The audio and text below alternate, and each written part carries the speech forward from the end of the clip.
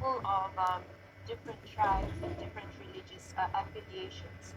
And I just want to understand when we look at intersectional gender equality, how does the intersection of religion, um, regional dynamics, economic and class factors impact gender equality in Nigeria?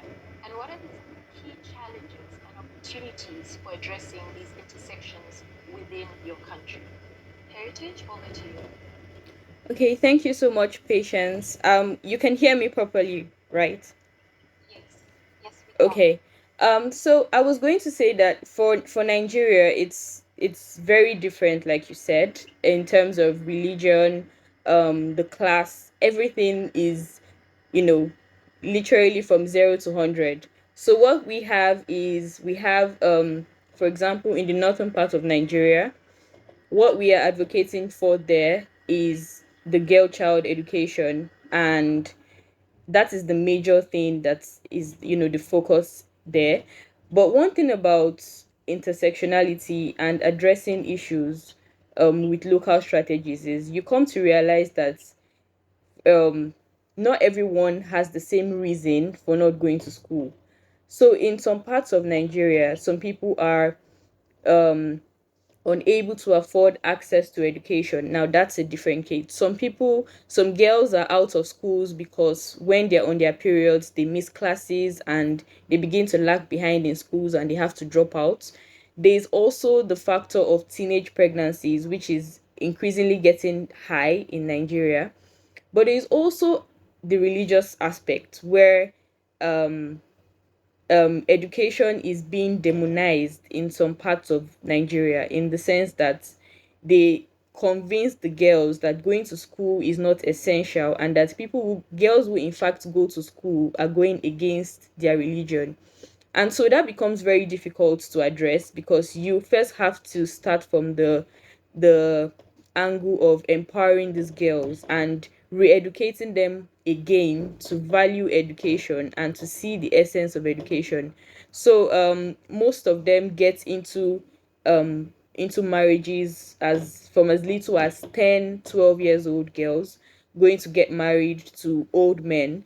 And that is because they feel that is the best option they have at that particular age.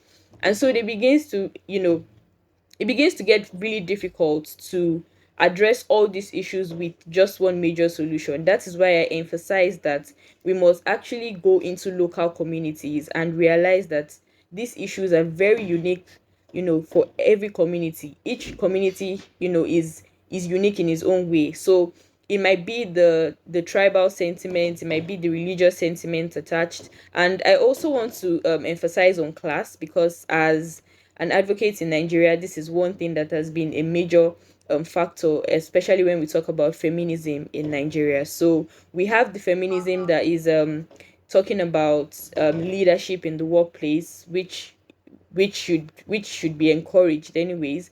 But there's also the fact that a lot of girls in Nigeria are going through so many harmful practices, talking about Yeah. female genital mutilation, talking about breast ironing.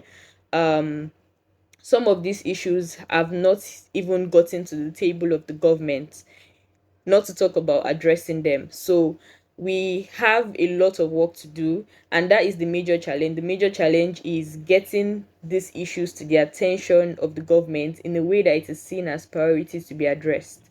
But the opportunities that are available are also, quite enormous. We have been able to um leverage on local actions to achieve a particular global strategy.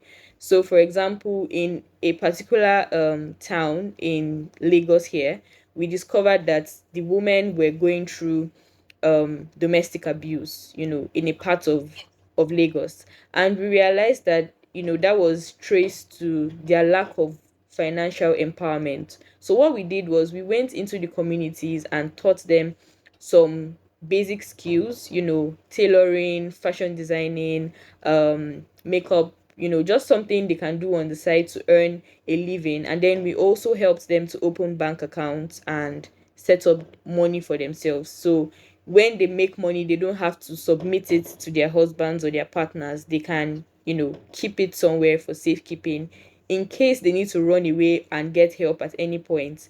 We also published Wow. a directory having all the list of domestic violence service providers in Nigeria. So if you need to call, their numbers are there, the address is there, address of shelters, and we publish this on our website, Hadrim Initiative's website, and that has been quite helpful as well.